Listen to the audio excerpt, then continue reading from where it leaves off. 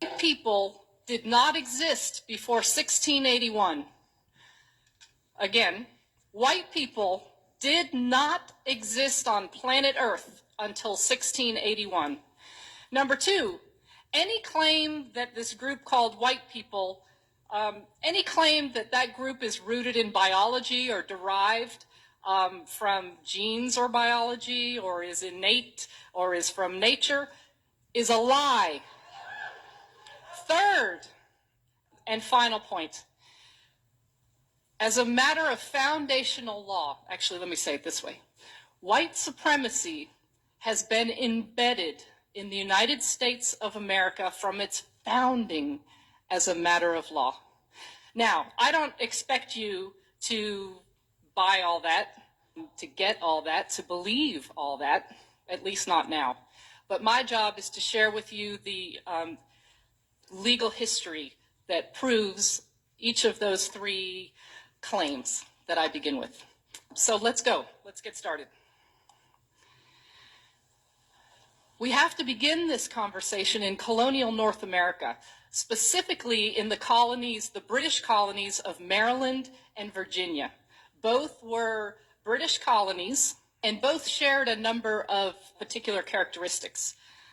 First, their economies were rooted in tobacco farming. If you know much about tobacco farming, it requires tremendous human labor. Lots and lots of workers. So those who owned large plantations, big landholders, constantly needed laborers to do the work to grow the tobacco. In addition to sharing an economic base, both colonies had an incredible gender imbalance, roughly 10 men for every woman. Now, let's understand a little bit about the folks who constitute the people in these two colonies. Oh, and by the way, let me give you a year. We're in the early 1600s, okay, the early part of the 17th century, colonial North America. England had, for some bizarre reason that today demographers cannot explain, there was a population boom in England in the early 17th century. So there were lots and lots of poor British people who were on the public doles, who couldn't find a way to make a living, who couldn't feed themselves. So the king in England was quite happy to have them sign a contract of indenture to then go work in the British colonies. And that is what happened. Both indentured and enslaved persons, according to historian Edmund Morgan, were sold and traded like cattle. But of course, not all laborers stand equal in terms of their labor agreement or lack thereof. Those who came under a term of indenture worked for a term of years, and presumably this indenture was an agreement that they chose to enter into. The terms of indenture were largely protected by British law, although the terms that took form in colonial North America were quite different than those that existed in England. For example, in England, indentured servants could marry because that was viewed as the way to produce the next group of workers.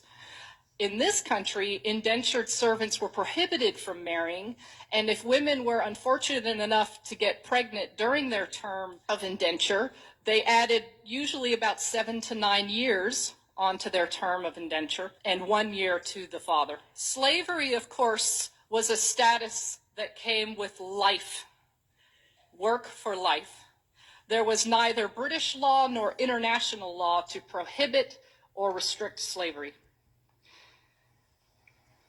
What we do know is that at this time period in colonial North America, there were free persons of African descent.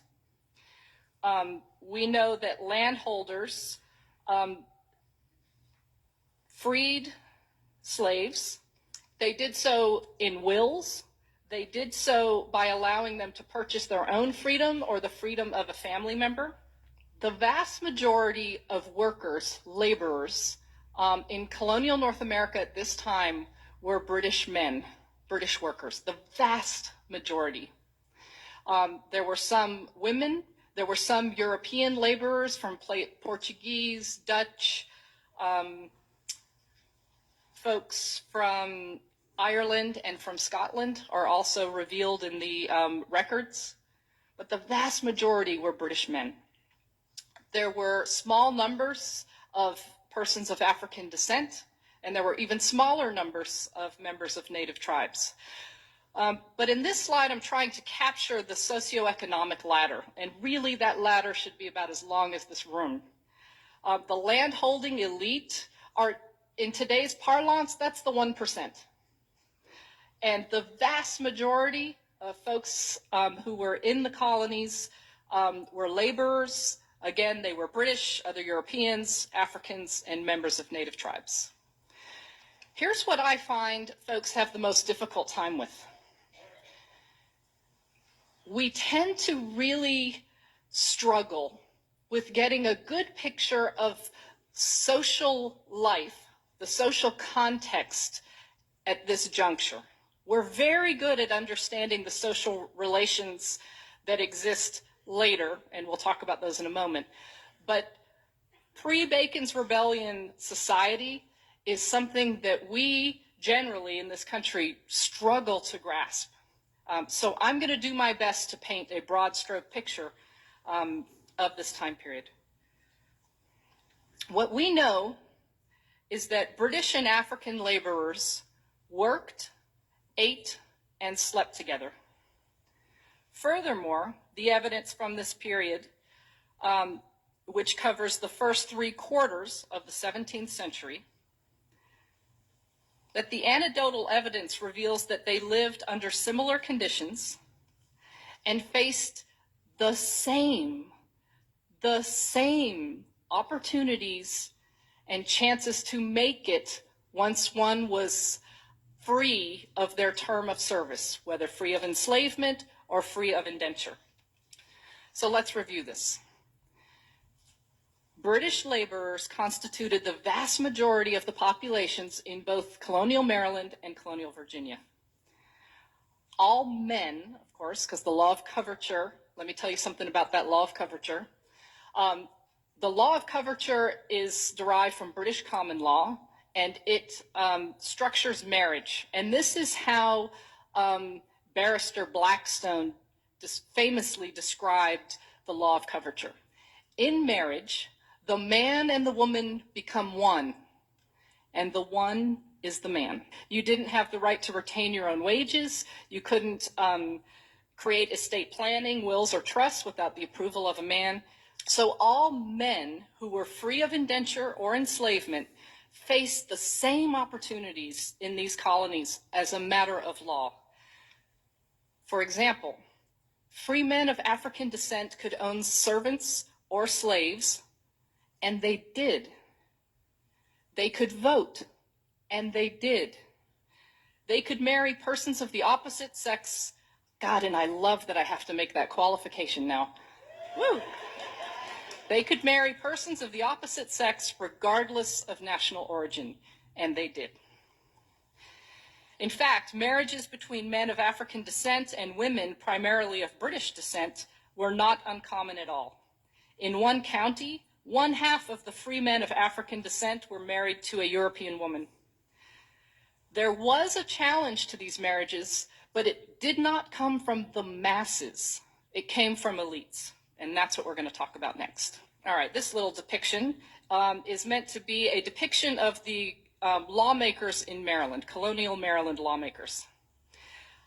They passed a law in 1664 punishing, and I quote, British and other freeborn women who marry enslaved Negro men. The punishment for entering into these marriages was that the woman herself would be enslaved for her husband's life, and any children they have would be enslaved into their 20s. Now imagine that you are a plantation owner. That's not a bad deal. I get more property. I like that. And that is exactly what happened. Rather than deter these marriages, which is the express intent of the law of 1664, rather than deter them, these marriages were encouraged by property owners because that, in fact, that such a marriage increased their property value. This law of 1664 represents, if not the first, certainly the precursor to anti-miscegenation law. These are laws that punished or prohibited marriage between, notice that white people didn't exist yet in 1664, at least as referenced in that law. But most generally speaking, anti-miscegenation law prohibited and punished marriages between a white person and a specific non-white person or persons. Let me be really clear. I read all the time in history books, in academic texts, and I read anti-miscegenation law described as prohibiting interracial marriage. That's not correct. For example, a member of a native tribe could marry a person of Chinese descent. Both were understood as racially distinct, but never did anti-miscegenation law prohibit such kinds of marriages. The only marriages that anti-miscegenation law prohibited were those between a white person and always a person of African descent, and sometimes various other groups. Okay, so just so we're really clear about anti-miscegenation law and its link to whiteness. A couple other things to note about anti-miscegenation law. It's not derived from British law. Anytime we look at law and study history and you see a break from British common law, you always want to pay attention, because it tells us something about the needs and desires of those who wielded power in the colonial context. So anti-miscegenation law was one of these laws. They were passed colony by colony and then state by state. It's a really important area of law for a number of reasons. But for our purpose this morning is because it's where this human category called white first appears on planet Earth, the first time.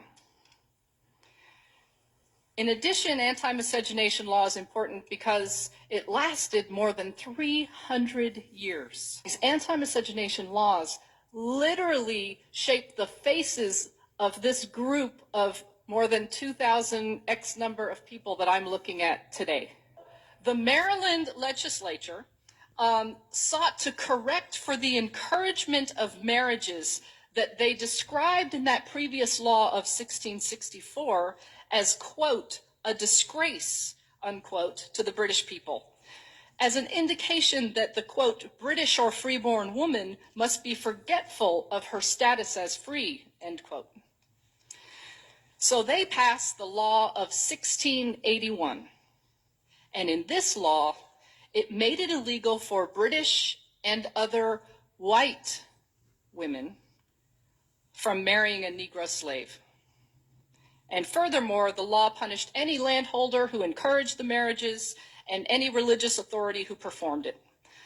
This law equals the invention of the human category white.